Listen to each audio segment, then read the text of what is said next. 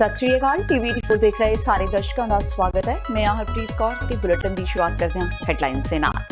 संसद मैंबर भगवंत मान ने नागरिकता सोध कानून ਨੂੰ ਲੈ ਕੇ ਸ਼੍ਰੋਮਣੀ ਅਕਾਲੀ ਦਲ ਦੇ ਪ੍ਰਧਾਨ ਸੁਖਬੀਰ ਬਾਦਲ ਨੂੰ ਘੇਰਿਆ। ਕਿਹਾ ਬਾਦਲ ਪਰਿਵਾਰ ਅਪਣਾ ਰਿਹਾ ਦੋਹਰਾ ਰਵੱਈਆ। ਮਾਨ ਨੇ ਬਾਦਲਾਂ ਨੂੰ ਪੁੱਛਿਆ ਕਿ ਜੇ ਮੁਸਲਮਾਨਾਂ ਨੂੰ ਬਿੱਲ ਵਿੱਚ ਸ਼ਾਮਿਲ ਕਰਨ ਦੇ ਹਾਮੀ ਹੋ ਤਾਂ ਸੰਸਦ ਵਿੱਚ ਉਹ ਬਿੱਲ ਦੇ ਹੱਕ ਵਿੱਚ ਕਿਉਂ ਭੁਗਤੇ। भगवंत मान ते पत्रकारां विच खड़की। पत्रकारां वालों सवाल पुछण ते भड़के मान दे इस रवैये दी अकाली दल वालों निखेधी। अकाली दल ने कहा कि भगवंत मान गैर जिम्मेवार इंसान, जबकि सिमरजीत सिंह बैस ने कहा पत्रकार भी साडे दोस्त ते दोस्तां दरमियान माड़ी मोटी लड़ाई चलदी ही रहिंदी है। बादल परिवार ते सवाल चुकण वालियां नूं सुखबीर बादल ने लिया निशाने ते। कहा टकसाली ओ जिहड़ा अकाली दल दा वफादार। कहा कांग्रेस दे एरियस बागियां नूं शह। टकसाली लीडरां दी बगावत कांग्रेस दी सियासत। हरपाल चीमा ते सिमरजीत बैंस रात कैप्टन सरकार ते निशाना। चीमा ने कहा अकालियां वालों शुरू किया माफिया राज। कैप्टन सरकार विच भी जोरां ते, जबकि बैंस ने कहा कैप्टन सरकार दी 3 सालां दी कारगुजारी जीरो। ते श्री गुरु गोबिंद सिंह जी दे छोटे साहिबजादे बाबा जोरावर सिंह, बाबा फतेह सिंह ते माता गुजरी जी दी याद विच 26 ਤੋਂ 28 दसंबर तक होने वाली शहीदी सभा दीआं तैयारियां मुकम्मल। हड्ड चिरवी ठंड दे बावजूद ਲੱਖਾਂ ਦੀ ਗਿਣਤੀ विच पुज रही है संगत। ते हुणे ने खबरां दा विस्तार। आम आदमी पार्टी पंजाब के प्रधान ते संसद मैंबर भगवंत मान ने श्रोमणी अकाली दल बादल के प्रधान सुखबीर सिंह बादल नूं घेरिया। नागरिकता सोध कानून विच मुस्लिम भाईचारे वाले सुखबीर बादल के बयान ते हैरान होंदियां भगवंत मान ने कहा कि संसद विच ओ बिल दे हक विच क्यों भुगते। मान ने कहा कि सुखबीर बादल वालों नागरिकता सोध कानून विच हुण मुस्लिम भाईचारे नूं शामिल किए जाण दी मंग कोई मायने नहीं रखती। उन्होंने कहा कि सुखबीर बादल ते हरसिमरत कौर बादल ने बतौर संसद मैंबर इस कारे ते फिरकू कानून दे हक विच डट के वोट पाई है। मान ने कहा कि पार्लीमेंट अंदर उस मनहूस घड़ी दे गवाह ने जदों बादल जोड़े ने उस नागरिकता सोध बिल दे हक विच वोट पाई सी। मान ने कहा कि अकाली दल ने लोक सभा ते राज सभा विच सुखबीर बादल ते हरसिमरत कौर बादल नूं नागरिकता सोध बिल दे हक विच वोट पाउण समय मुस्लिम भाईचारे दी थां सिर्फ ते सिर्फ हरसिमरत दी कुर्सी ही याद सी। मुस्लिम भाईचारे नूं इस कानून दा हिस्सा बनाउण दी मंग ते जेकर बादल इस दे विरुद्ध वोट पांदे तां मोदी दे मंत्री मंडल विच नन्नी छां दी कुर्सी खुस जानी सी। असली ताकत वोट सी जिस नूं बादल जोड़े ने मुस्लिम भाईचारे दे विरुद्ध वरतिया। इसलिए हुण बयानबाजी राहीं मगरमच्छ दे हंझू वहा के पंजाब ते देश दे लोकां नूं गुमराह नहीं कीता जा सकदा। सुखदेव सिंह ढींडसा बड़ा ਉਹਦੇ ਖਿਲਾਫ ਪਰ ਵੋਟ ਉਹਦੇ ਆਖੇ ਕਿਉਂ ਪਾਈ ਇਹਨੂੰ ਸੁਖਦੇਵ ਸਿੰਘ ਢੀਂਡਸੇ ਦੇ ਆਖੇ ਕਦੋਂ ਵੋਟ ਪਾਉਂਦੇ ਆ ਜੀ? ਤੁਸੀਂ ਕਿਹਾ ਨਾ ਵੀ ਉਹਨੂੰ ਵੀ ਪਾਈ ਆ ਅਕਾਲੀ ਦਲ ਦੇ ਨਾਲ ਹੀ ਹੋ ਕੇ। ਨਹੀਂ, ਉਹਨੇ ਵਿਪ ਜਾਰੀ ਕਰਤਾ ਨਾ ਜੀ। ਅੱਛਾ, ਜਦੋਂ ਵਿਪ ਜਾਰੀ ਹੋ ਜਾਂਦਾ ਨਾ ਸਰ, ਜੇ ਵਿਪ ਜਾਰੀ ਕਰਤਾ ਨਾ ਤਾਂ ਫਿਰ ਵੋਟ ਪਾਉਣੀ ਪੈ। ਜੇ ਤੁਸੀਂ ਵਿਪ ਦੇ ਅਗੇਂਸਟ ਚਲੇ ਗਏ ਤੁਹਾਡੀ ਐਮਪੀਸ਼ਿਪ ਚਲੀ ਜਾਊਗੀ। ਫਿਰ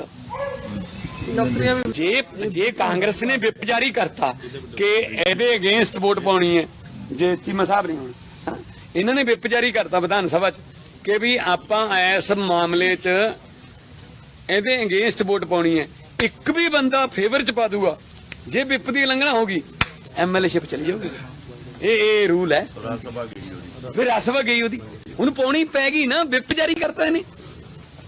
ਹਸਬੈਂਡ ਵਾਈਫ ਨੇ ਵੀ ਪਾਤੀ ਵੋਟ, ਉਧਰੋਂ ਵਿਪ ਜਾਰੀ ਕਰਾਤਾ। ਉਤੋਂ ਨਰੇਸ਼ ਗੁਜਰਾਲ ਇਹਨਾਂ ਦਾ ਹੈਡ, ਉਹ ਤੋਂ ਕਰਾਤਾ। ਤੇ ਇੱਥੇ ਆ ਕੇ ਝੂਠ ਬੋਲੀ ਜਾਂਦੇ, ਕਹਿੰਦੇ ਮੁਸਲਮਾਨ ਕਿਉਂ ਨਹੀਂ। ਫਿਰ ਉੱਥੇ ਕਿਉਂ ਨਹੀਂ ਵੀ ਤੁਸੀਂ ਲੜੇ? ਇਹ ਗੱਲ ਤੁਸੀਂ ਬੋਲਿਓ ਤਾਂ ਕੱਲ ਨੂੰ ਤੁਹਾਨੂੰ ਮੀਡੀਆ ਮਿਲੂਗਾ ਕਿ ਭਾਈ ਲੋਕ ਸਭਾ 'ਚ ਵੋਟ ਕਿਹਨੂੰ ਪਾਈ ਸੀ। ਲੋਕ ਸਭਾ 'ਚ ਤਾਂ ਫੇਵਰ 'ਚ ਪਾਤੀ ਵੋਟ, ਤੇ ਇੱਥੇ ਆ ਕੇ ਇਹਦੇ ਅਗੇਂਸਟ ਬੋਲੀ ਜਾਂਦੇ ਇਸ ਰੂਲ ਦੇ। ਇਹ ਤਾਂ ਹਜੇ ਰੌਲਾ ਵਧੂਗਾ। ਤੁਹਾਡਾ ਬਿਆਨ ਸਾਰੀਆਂ ਅਖਬਾਰਾਂ 'ਚ ਆਇਆ। ਹਾਂ, ਮੈਂ ਦੇਖੋ, ਮੈਂ ਤਾਂ ਸਿੱਧਾ ਹੀ ਦੱਬਿਆ ਨੋ ਵਾਲਾ, ਕਿਉਂਕਿ ਸਕਰੀਨ ਤੇ ਆ ਜਾਂਦਾ ਨਾ ਸਰ। ਜਿਹਨੇ ਨੋ ਪਾਈ ਹੈ ਉਹ ਲਾਲ ਅੱਖਰ ਆ ਜਾਂਦਾ, ਜਿਹਨੇ ਯੈਸ ਪਾਈ ਉਹ ਹਰੇ ਚ, ਜਿਹਨੇ ਨਹੀਂ ਪਾਈ ਉਹ ਯੈਲੋ ਚ। ਤੇ ਇਹਨਾਂ ਦਾ ਦੋਨਾਂ ਦਾ ਹਰੇ ਚ ਹੈ। ਮੈਂ ਸੀਟ ਨੰਬਰ ਦੱਸ ਦਿੰਦਾ ਨਾ ਤੁਹਾਨੂੰ। ਹਾਂ, ਮੇਰਾ 318 ਨੰਬਰ ਆਈਸੀ ਹੈ, ਆਈ ਕਾਰਡ। ਹਰਸਿਮਰਤ ਦਾ 317 ਹੈ। ਗਵਾਂਢਣ ਹੈ ਜਮਾ। ਇਹਨੂੰ ਪੁੱਛ ਕੇ ਵੋਟ ਕਿਹਨੂੰ ਪਾਈ ਸੀ। इस प्रेस मिलनी दौरान एक पत्रकार वालों पूछे सवाल ते मान भड़क गए ते पत्रकारां वाल नूं हो उठे। भगवंत मान दा अजिहा रूप देख सब हैरान हो गए। ਪ੍ਰੈਸ ਕਾਨਫਰੰਸ ਵਿੱਚ ਅਫਰਾ ਤਫਰੀ ਮਚ ਗਈ। ਕਈ ਪੱਤਰਕਾਰ ਵੀ ਗੁੱਸੇ ਵਿੱਚ ਨਜ਼ਰ ਆਏ। ਕੁਝ ਸਮੇਂ ਬਾਅਦ ਭਗਵੰਤ ਮਾਨ ਦਾ ਗੁੱਸਾ ਸ਼ਾਂਤ ਹੋਇਆ ਤਾਂ ਉਹਨਾਂ ਨੇ ਮੁੜ ਸਵਾਲ ਪੁੱਛਣ ਲਈ ਕਿਹਾ। ਦਰਅਸਲ ਇੱਥੇ ਪੱਤਰਕਾਰ ਨੇ ਭਗਵੰਤ ਮਾਨ ਨੂੰ ਸਵਾਲ ਕੀਤਾ ਕਿ ਅਕਾਲੀ ਦਲ ਤਾਂ ਧਰਨੇ ਪ੍ਰਦਰਸ਼ਨ ਕਰ ਰਿਹਾ ਏ, ਵਿਰੋਧੀ ਧਿਰ ਹੋਣ ਦੇ ਬਾਵਜੂਦ ਤੁਸੀਂ ਧਰਨੇ ਪ੍ਰਦਰਸ਼ਨ ਕਿਉਂ ਨਹੀਂ ਕਰ ਰਹੇ। ਬਸ ਇਹ ਸਵਾਲ ਪੁੱਛੇ ਜਾਣ ਦੀ ਦੇਰ ਸੀ ਕਿ ਮਾਨ ਆਪਣਾ ਗੁੱਸਾ ਕੰਟਰੋਲ ਨਹੀਂ ਕਰ ਸਕੇ ਤੇ ਸ਼ਰੇਆਮ ਪੱਤਰਕਾਰ ਵੱਲ ਨੂੰ ਹੋ ਉਠੇ। ਭਗਵੰਤ ਮਾਨ ਨੇ ਪੱਤਰਕਾਰ ਨੂੰ ਕਾਫੀ ਕੁਝ ਬੋਲਿਆ। ਇਦਾਂ ਲੱਗਦਾ ਹੈ ਜਿਵੇਂ ਕਿ ਮੁੱਖ ਵਿਰੋਧੀ ਧਿਰ ਦੇ ਵਿੱਚ ਅਕਾਲੀ ਦਲ ਹੈਗੇ ਨੇ, ਉਹਨਾਂ ਦੇ ਵੱਲੋਂ ਧਰਨੇ ਕੌਣ ਕਹਿੰਦਾ ਅਕਾਲੀ ਦਲ ਹੈਗੇ? ਲੈਵਲ ਦੇ ਉੱਤੇ ਤੁਸੀਂ ਸਵਾਲ ਕਰੋ, ਧਰਨੇ ਲਾਏ ਜਾਂਦੇ। ਤੁਸੀਂ ਛੱਡੋ ਯਾਰ। ਹੈਲੋ, ਕੌਣ ਕਹਿੰਦਾ ਅਕਾਲੀ ਦਲ ਹੈ? ਕੌਣ ਕਹਿੰਦਾ? ਤੈਨੂੰ ਕੌਣ ਕਹਿੰਦਾ? ਕਿਹੜੇ ਧਰਨੇ ਲਾਉਂਦੇ? ਕਾਹਦੇ ਵਿਰੁੱਧ ਧਰਨੇ ਲਾਉਂਦੇ ਉਹ? ਸਰਕਾਰ ਦੇ ਉਹ ਯਾਰ ਚੁੱਪ ਕਰ। ਇਹ ਸਿਰਫ ਧਰਨਿਆਂ ਨਾਲ, ਆਮ ਪਾਰਟੀ ਦੀ ਭੂਮਿਕਾ ਰਹਿਣ ਕਿਰਪਾ ਕਰਕੇ ਧਰਨਿਆਂ ਨਾਲ ਕੋਈ ਵਿਰੋਧੀ ਧਿਰ ਨਹੀਂ ਬਣਦੀ ਹੁੰਦੀ। ਓਕੇ, ਸਵਾਲਾਂ ਨਾਲ ਬਣਦੀ ਹੁੰਦੀ ਹੈ। ਇੱਕ ਮਿੰਟ ਤੁਸੀਂ ਪੜਿਆ ਕਿ ਸਭ ਤੋਂ ਵੱਧ ਸਵਾਲ ਕਿਹਦੇ ਨੇ? ਫਿਰ ਵਿਰੋਧੀ ਧਿਰ ਕੌਣ ਹੈ? ਜ਼ਮੀਨੀ ਕੀ ਜ਼ਮੀਨੀ ਹਕੀਕਤ? ਸੁਖਬੀਰ ਬਾਦਲ ਨੂੰ ਤੁਸੀਂ ਸੀਰੀਅਸ ਲਈ ਜਾਂਦੇ ਹੋ ਯਾਰ? ਮੰਦਬੁੱਧੀ ਬੱਚਾ ਹੈ ਉਹ। ਆਮ ਆਦਮੀ ਪਾਰਟੀ ਨਹੀਂ ਤੂੰ ਹੋਰ ਸਵਾਲ ਕਰੋ ਯਾਰ। ਕੋਈ ਤੂੰ ਠੇਕਾ ਲਿਆ ਸਾਰੇ ਸਵਾਲਾਂ ਦਾ?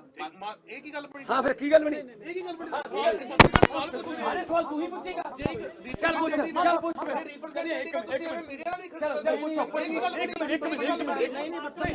ਹੋਰ ਸਵਾਲ ਪੁੱਛੋ ਯਾਰ। ਤੂੰ ਸਾਰੇ ਸਵਾਲ ਤੂੰ ਹੀ ਪੁੱਛੇਗਾ ਫਿਰ। ਜੇ ਮੈਂ ਚੱਲ ਪੁੱਛ। ਤੁਸੀਂ ਜਵਾਬ ਦਿਓ।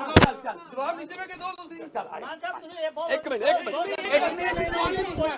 ਅਸੀਂ ਸਵਾਲ ਹੀ ਪੁੱਛਦੇ ਕਿ ਨਾ ਭਗਵੰਤ ਮਾਨ ਦੇ ਇਸ ਰਵੱਈਏ ਦੀ ਅਕਾਲੀ ਦਲ ਨੇ ਸਖਤ ਨਿੰਦਾ ਕੀਤੀ ਹੈ। ਅਕਾਲੀ ਦਲ ਦੇ ਸਪੋਕਸਮੈਨ ਚਰਨਜੀਤ ਸਿੰਘ ਬਰਾੜ ਨੇ ਕਿਹਾ ਕਿ ਮਾਨ ਹਮੇਸ਼ਾ ਹੀ ਹੰਗਾਮਾ ਖੜਾ ਕਰਨ ਵਿੱਚ ਯਕੀਨ ਕਰਦੇ ਨੇ ਤੇ ਸੰਸਦ ਵਿੱਚ ਵੀ ਉਹ ਸ਼ਰਾਬ ਪੀ ਕੇ ਪਹੁੰਚਦੇ ਰਹੇ ਨੇ। ਬਰਾੜ ਨੇ ਕਿਹਾ ਕਿ ਮਾਨ ਦੀ ਇਸ ਕਾਰਗੁਜ਼ਾਰੀ ਦੀ ਉਹ ਨਿਖੇਧੀ ਕਰਦੇ ਨੇ। ਔਰ ਪਿਛਲੇ ਦਿਨਾਂ ਦੇ ਵਿੱਚ ਇਹਨੇ ਸਹੁੰ ਆਪਦੀ ਮਾਤਾ ਦੀ ਚੁੱਕੀ, ਗੁਰਦੁਆਰਾ ਸਾਹਿਬ ਜਾ ਕੇ ਦੇਗ ਕਰਾਈ ਤੇ ਲੋਕ ਸਭਾ ਦੇ ਵਿੱਚ ਫਿਰ ਟੱਲੀ ਹੋਇਆ ਤੇ ਕਿਵੇਂ ਝੂਲ ਕੇ ਬੋਲ ਰਿਹਾ ਸੀਗਾ। ਜਿਹੜੇ ਨਾਲ ਦੇ ਸੰਸਦ ਸੀ ਉਹ ਇਹਦਾ ਮੂੰਹ ਸੁੰਘੀ ਜਾਂਦੇ ਸੀ। ਤੇ ਹੁਣ ਵੀ ਜਿਹੜੀਆਂ ਇਹਦੀਆਂ ਬੇਹੁਦਰੀਆਂ ਹੈ, ਮੈਂ ਕਹੂੰਗਾ ਕਿ ਅੱਜ ਦੀ ਮੈਂ ਜਦੋਂ ਮੀਟਿੰਗ ਵੀ ਇਹਨਾਂ ਦੀ ਕੋਰ ਕਮੇਟੀ ਦੀ ਦੇਖ ਰਿਹਾ ਸੀ ਤੇ ਉਹ ਇੱਕ ਕਮੇਡੀ ਸ਼ੋਅ ਲੱਗ ਰਿਹਾ ਸੀ। ਕੋਈ ਪੰਜਾਬ ਦੇ ਮੁੱਦਿਆਂ ਤੇ ਸੀਰੀਅਸਨੈਸ ਜਿਹੜੀ ਹੈ ਉਹਦੇ ਵਿੱਚ ਕਿਤੇ ਨਹੀਂ ਸਾਹਮਣੇ ਆ ਰਹੀ ਸੀ। ਤੇ ਇਸ ਕਰਕੇ ਜਿਹੜਾ ਲੋਕਤੰਤਰ ਦਾ ਸਾਡਾ ਚੌਥਾ ਥੰਮ ਹੈ, ਜਿਹੜਾ ਕਿ ਸਾਡੀ ਪ੍ਰੈਸ ਹੈ, ਜੇ ਪ੍ਰੈਸ ਦੇ ਸਵਾਲ ਤੇ ਵੀ ਜਵਾਬ ਦੇਣਾ ਇਹ ਮੁਨਾਸਬ ਨਹੀਂ ਸਮਝਦੇ ਜਾਂ ਉਹਨਾਂ ਦੇ ਗਲ ਪੈਣਾ ਵਰਗਾ ਕੰਮ ਉਹਨਾਂ ਨੇ ਕੀਤਾ ਹੈ, ਤੇ ਮੈਂ ਸਮਝਦਾ ਇਹ ਅਤ ਨਿੰਦਣਯੋਗ ਹੈ। ਔਰ ਇਹ ਘਟੀਆ ਦਰਜੇ ਦੀ ਰਾਜਨੀਤੀ ਤੇ ਭਗਵੰਤ ਮਾਨ ਸਾਹਿਬ ਉਤਰੇ ਹੋਏ ਆ।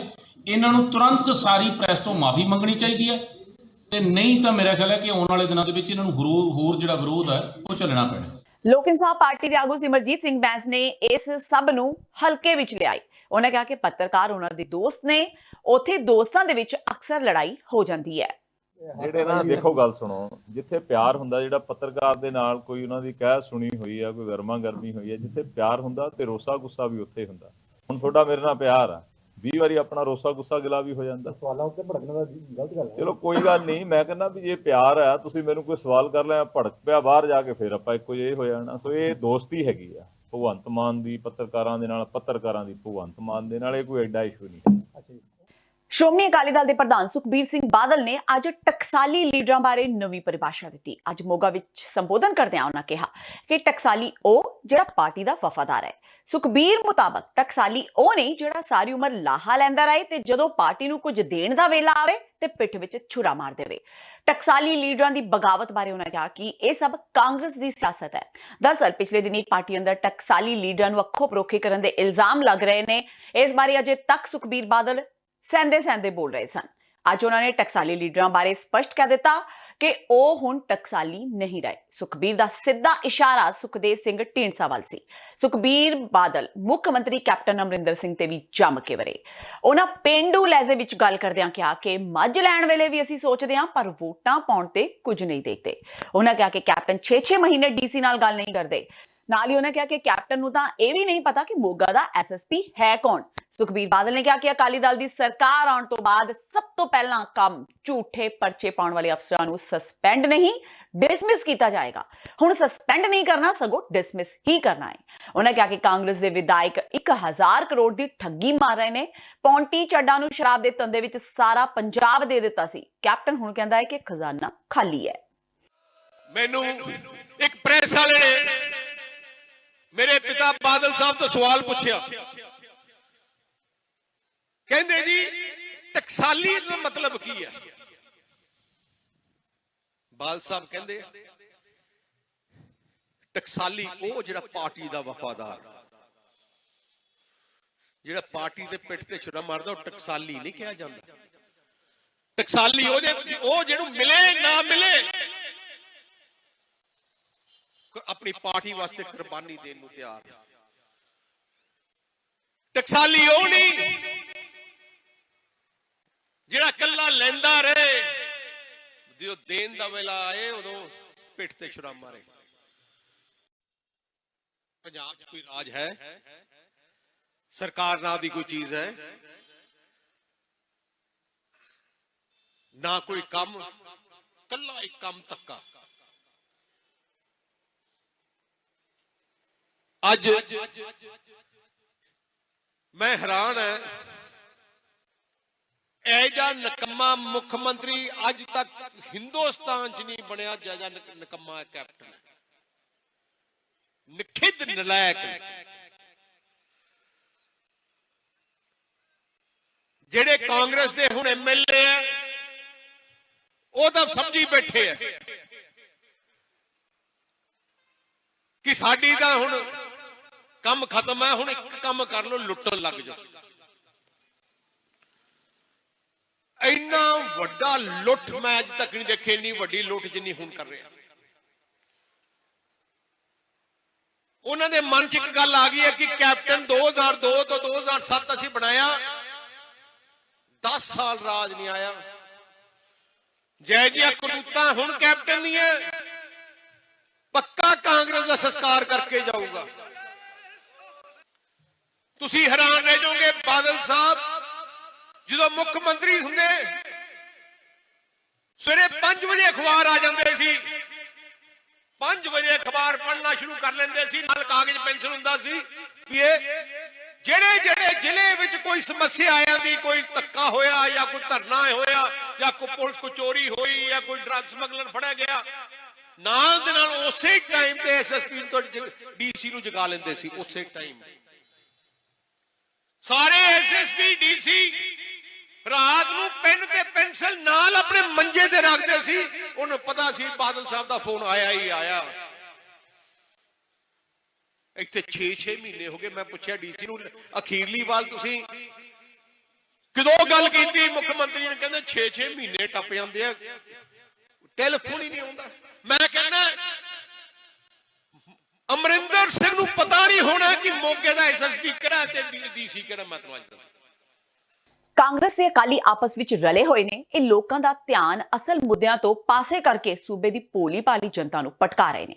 ਇਹਨਾਂ ਸ਼ਬਦਾਂ ਦਾ ਪ੍ਰਗਟਾਵਾ ਮੋਗਾ ਪੁੱਜੇ ਵਿਰੋਧੀ ਧਿਰ ਦੇ ਆਗੂ ਹਰਪਾਲ ਸਿੰਘ ਚੀਮਾ ਨੇ ਪੱਤਰਕਾਰਾਂ ਨਾਲ ਗੱਲਬਾਤ ਕਰਦਿਆਂ ਕੀਤਾ।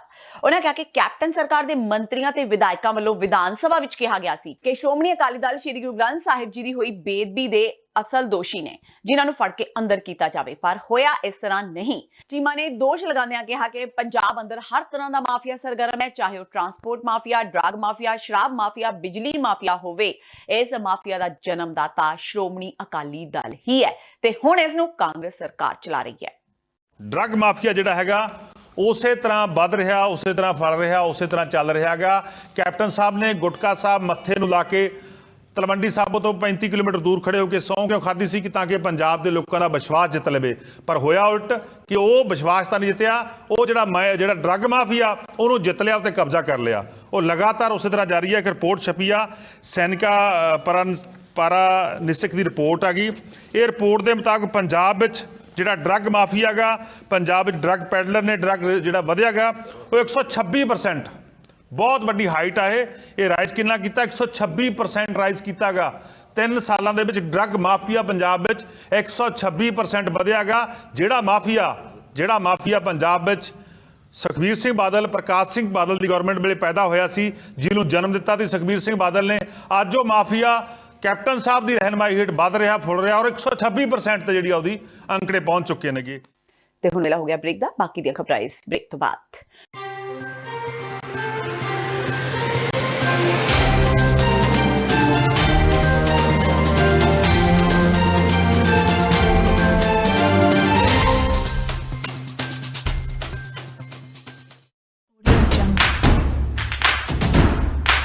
Guru Palace presents Shagun Banquet. Exclusive features: wedding party hall with decent seating capacity, spacious parking, lavishly designed interiors with traditional touch, mini hall for corporate and small functions, best in-house catering. Shagun for all occasions. Call 732-398-9022.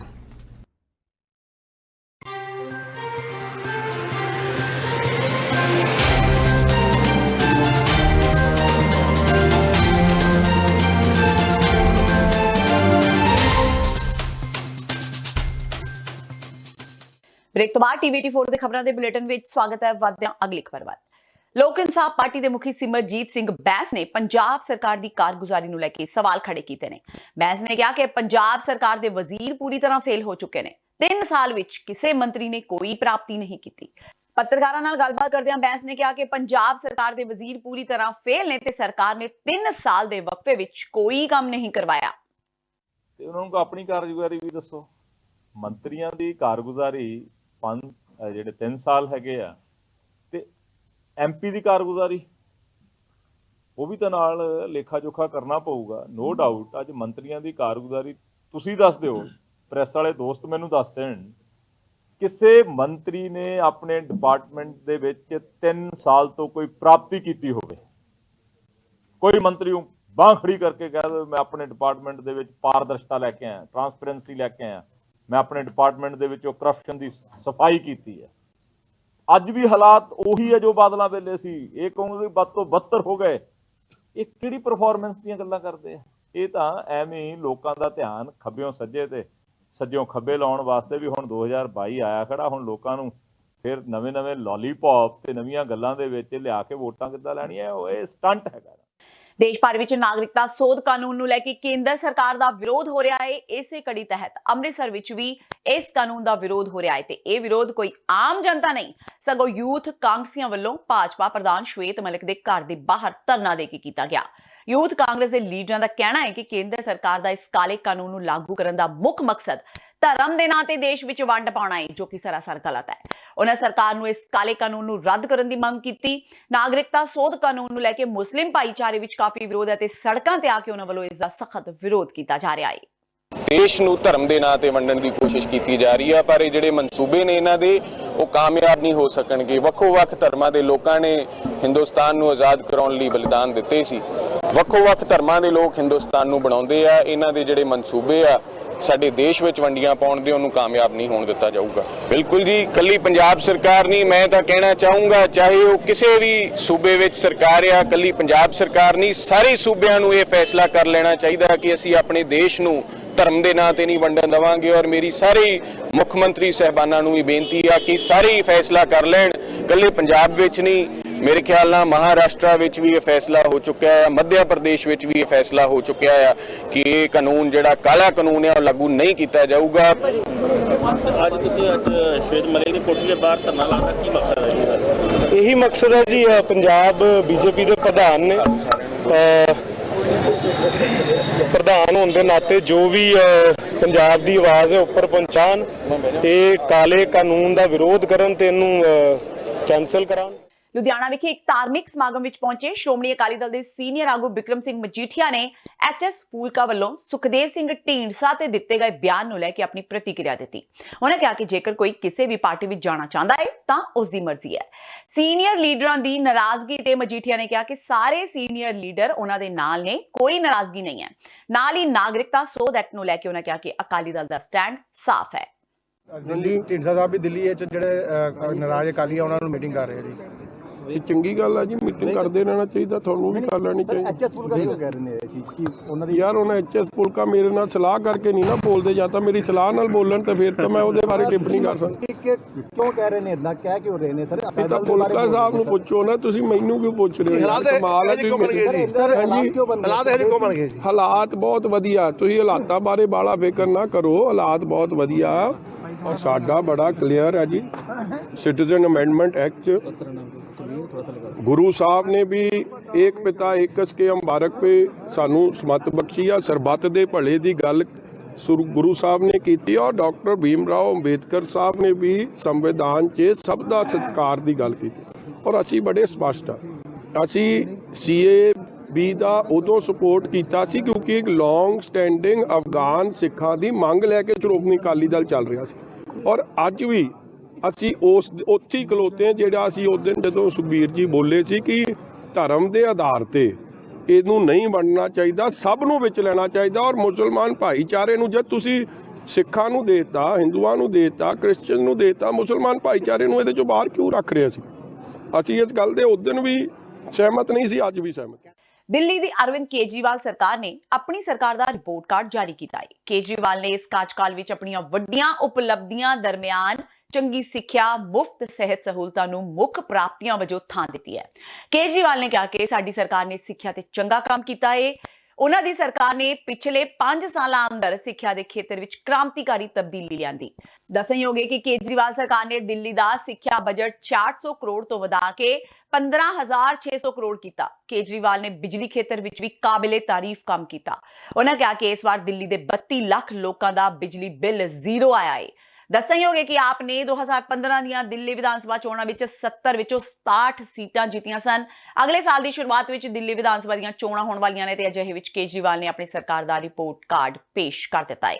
हमारे देश के अंदर 70 साल में शिक्षा के क्षेत्र को कबाड़ा कर दिया गया। सरकारी स्कूलों को जानबूझ के कबाड़ा कर दिया गया, प्राइवेट स्कूलों को दुकान बना दिया गया। अगर आपके पास पैसे हैं तो आपके बच्चे को एयर कंडीशनड शिक्षा मिलेगी और अगर आपके पास पैसे नहीं है तो आपके बच्चे को बिल्कुल बेकार शिक्षा मिलेगी।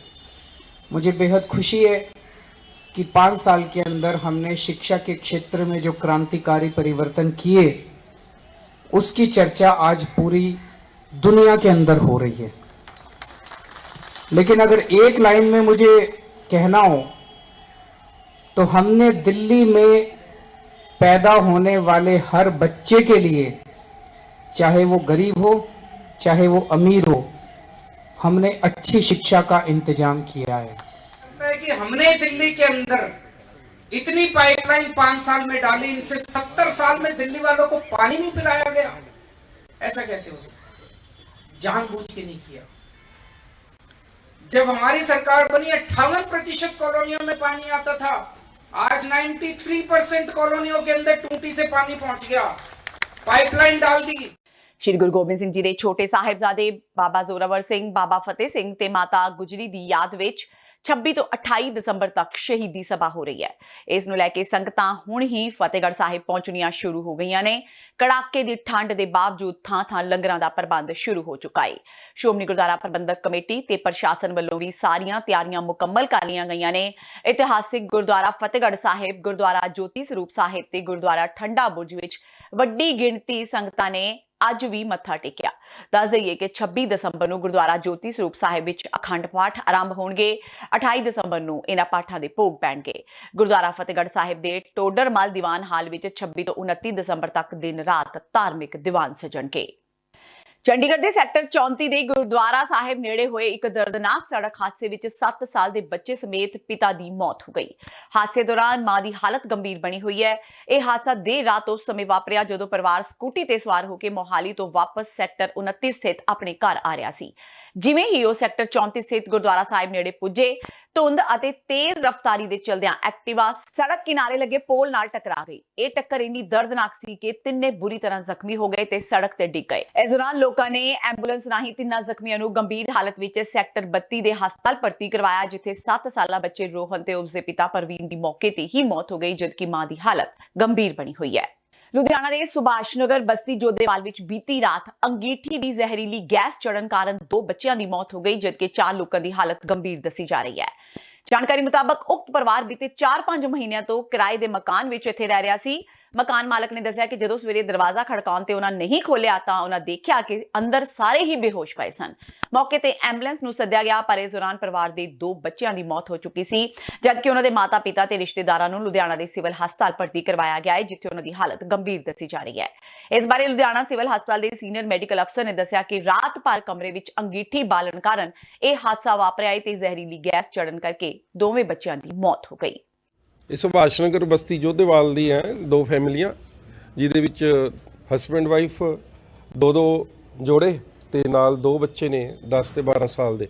6 ਜਣਿਆਂ ਦਾ ਪਤਾ ਲੱਗਿਆ ਕਿ ਰਾਤੀ 11 ਵਜੇ ਤੋਂ ਬਾਅਦ ਲਗਾਤਾਰ ਅੰਗੀਠੀ ਲਗਾ ਕੇ ਇਹ ਸੁੱਤੇ ਪਏ ਰਹੇ ਨੇ ਤੇ ਸਵੇਰੇ 7 ਵਜੇ ਜਦੋਂ ਦੇਖਿਆ ਪੜੋਸੀਆਂ ਨੇ ਤੇ ਹਾਲਤ ਗੰਭੀਰ ਸੀ ਇਹਨਾਂ ਦੀ ਤੇ ਸਾਡੇ ਕੋਲ ਐਮਰਜੈਂਸੀ 'ਚ ਲਿਆਂਦੇ ਗਏ ਨੇ 6 ਜਣੇ, ਜਿਨ੍ਹਾਂ ਦੇ ਵਿੱਚੋਂ ਬੱਚਿਆਂ ਦੀ ਹਾਲਤ ਜਿਹੜੀ ਸੀ ਔਨ ਡੈਡ ਔਨ ਅਰਾਈਵਲ ਸੀਗੇ, ਬੱਚੇ ਦੀ ਮੌਤ ਹੋ ਚੁੱਕੀ ਸੀਗੀ ਤੇ ਬਾਕੀ 4 ਜਣੇ ਬਹੁਤ ਕਨਫਿਊਜ਼ਨ 'ਚ ਸੀਗੇ। ਆਕਸੀਜਨ ਦੀ ਘਾਟ ਸੀਗੀ ਬਹੁਤ ਜ਼ਿਆਦਾ ਉਹਨਾਂ 'ਚ ਤੇ ਕਾਰਬਨ ਮੋਨੋਆਕਸਾਈਡ ਪਾਇਜ਼ਨਿੰਗ ਜਿਹੜੀ ਅੰਗੀਠੀ ਦੇ ਧੂਏ ਦੇ ਨਾਲ ਹੋ ਜਾਂਦੀ ਹੈ ਉਹ ਪਾਇਜ਼ਨਿੰਗ ਸਾਡੇ ਕੋਲੇ ਆਏ ਸੀਗੇ ਤੇ ਹੁਣ 4 ਜਣਿਆਂ ਦੀ ਹਾਲਤ ਕਾਫੀ ਠੀਕ ਹੈਗੀ ਹੈ ਪਹਿਲਾਂ ਨਾਲੋਂ। ਹੁਣ ਗੱਲ ਵੀ ਕਰਦੇ ਨੇ, ਪਹਿਲਾਂ ਬਿਲਕੁਲ ਬੇਹੋਸ਼ ਸੀਗੇ ਇਹ ਜਦੋਂ ਆਏ ਨੇ। ਤੇ ਇਸ ਨੂੰ ਦੀਆਂ ਖਬਰਾਂ ਜਾਂਦੇ ਜਾਂਦੇ ਇੱਕ ਵਾਰ ਫੇਰ ਨਜ਼ਰ ਮਾਰਦੇ ਹਾਂ ਮੁੱਖ ਖਬਰਾਂ ਤੇ। ਸੰਸਦ ਮੈਂਬਰ ਭਗਵੰਤ ਮਾਨ ਨੇ ਨਾਗਰਿਕਤਾ ਸੋਧ ਕਾਨੂੰਨ ਨੂੰ ਲੈ ਕੇ ਸ਼੍ਰੋਮਣੀ ਅਕਾਲੀ ਦਲ ਦੇ ਪ੍ਰਧਾਨ ਸੁਖਬੀਰ ਬਾਦਲ ਨੂੰ ਘੇਰਿਆ। ਕਿਹਾ ਬਾਦਲ ਪਰਿਵਾਰ ਅਪਣਾ ਰਿਹਾ ਦੋਹਰਾ ਰਵੱਈਆ। ਮਾਨ ਨੇ ਬਾਦਲਾਂ ਨੂੰ ਪੁੱਛਿਆ ਕਿ ਜੇ ਮੁਸਲਮਾਨਾਂ ਨੂੰ ਬਿੱਲ ਵਿੱਚ ਸ਼ਾਮਿਲ ਕਰਨ ਦੇ ਹਾਮੀ ਹੋ ਤਾਂ ਸੰਸਦ ਵਿੱਚ ਉਹ ਬਿੱਲ ਦੇ ਹੱਕ ਵਿੱਚ ਕਿਉਂ ਪੁੱਛਦੇ। ਭਗਵੰਤ ਮਾਨ ਤੇ ਪੱਤਰਕਾਰਾਂ ਵਿੱਚ ਖੜਕੀ। ਪੱਤਰਕਾਰਾਂ ਵੱਲੋਂ ਸਵਾਲ ਪੁੱਛਣ ਤੇ ਭੜਕੇ ਮਾਨ ਦੇ ਇਸ ਰਵੱਈਏ ਦੀ ਅਕਾਲੀ ਦਲ ਵੱਲੋਂ ਨਿਖੇਧੀ। ਅਕਾਲੀ ਦਲ ਨੇ ਕਿਹਾ ਕਿ ਭਗਵੰਤ ਮਾਨ ਗੈਰ ਜ਼ਿੰਮੇਵਾਰ ਇਨਸਾਨ, ਜਦਕਿ ਸਿਮਰਜੀਤ ਸਿੰਘ ਬੈਂਸ ਨੇ ਕਿਹਾ ਪੱਤਰਕਾਰ ਵੀ ਸਾਡੇ ਦੋਸਤ ਤੇ ਦੋਸਤਾਂ ਦਰਮਿਆਨ ਮਾੜੀ ਮੋਟੀ ਲੜਾਈ ਚੱਲਦੀ ਹੀ ਰਹਿੰਦੀ ਹੈ। ਬਾਦਲ ਪਰਿਵਾਰ ਤੇ ਸਵਾਲ ਚੁੱਕਣ ਵਾਲਿਆਂ ਨੂੰ ਸੁਖਬੀਰ ਬਾਦਲ ਨੇ ਲਿਆ ਨਿਸ਼ਾਨੇ ਤੇ। ਕਿਹਾ ਟਕਸਾਲੀਓ ਜਿਹੜਾ ਅਕਾਲੀ ਦਲ ਦਾ ਵਫਾਦਾਰ। ਕਿਹਾ ਕਾਂਗਰਸ ਦੇ ਰੀਅਸ ਬਾਗੀਆਂ ਨੂੰ ਸ਼ਹਿ, ਟਕਸਾਲੀ ਲੀਡਰਾਂ ਦੀ ਬਗਾਵਤ ਕਾਂਗਰਸ ਦੀ ਸਿਆਸਤ। ਹਰਪਾਲ ਚੀਮਾ ਤੇ ਸਿਮਰਜੀਤ ਬੈਂਸ ਦਾ ਕੈਪਟਨ ਸਰਕਾਰ ਤੇ ਨਿਸ਼ਾਨਾ। ਚੀਮਾ ਨੇ ਕਿਹਾ ਅਕਾਲੀਆਂ ਵੱਲੋਂ ਸ਼ੁਰੂ ਕੀਤਾ ਮਾਫੀਆ ਰਾਜ ਕੈਪਟਨ ਸਰਕਾਰ ਵਿੱਚ ਵੀ ਜ਼ੋਰਾਂ ਤੇ, ਜਦਕਿ ਬੈਂਸ ਨੇ ਕਿਹਾ ਕੈਪਟਨ ਸਰਕਾਰ ਦੀ 3 ਸਾਲਾਂ ਦੀ ਕਾਰਗੁਜ਼ਾਰੀ 0। ਤੇ ਸ਼੍ਰੀ ਗੁਰੂ ਗੋਬਿੰਦ ਸਿੰਘ ਜੀ ਦੇ ਛੋਟੇ ਸਾਹਿਬਜ਼ਾਦੇ ਬਾਬਾ ਜ਼ੋਰਾਵਰ ਸਿੰਘ, ਬਾਬਾ ਫਤਿਹ ਸਿੰਘ ਤੇ ਮਾਤਾ ਗੁਜਰੀ ਜੀ ਦੀ ਯਾਦ ਵਿੱਚ 26 ਤੋਂ 28 ਦਸੰਬਰ ਤੱਕ ਹੋਣ ਵਾਲੀ ਸ਼ਹੀਦੀ ਸਭਾ ਦੀਆਂ ਤਿਆਰੀਆਂ ਮੁਕੰਮਲ। ਹੱਡ ਚੀਰਵੀਂ ਠੰਡ ਦੇ ਬਾਵਜੂਦ ਲੱਖਾਂ ਦੀ ਗਿਣਤੀ ਵਿੱਚ ਪੁੱਜ ਰਹੀ ਹੈ ਸੰਗਤ। ਇਸ ਦੇ ਨਾਲ ਹੀ TV 84 ਦਾ ਖਬਰਾਂ ਦਾ ਬੁਲੇਟਿਨ ਖਤਮ ਹੁੰਦਾ ਹੈ। ਮੈਨੂੰ ਹਰਪ੍ਰੀਤ ਕੌਰ ਨੂੰ ਦਿਓ ਇਜਾਜ਼ਤ। ਸਤਿ ਸ਼੍ਰੀ ਅਕਾਲ।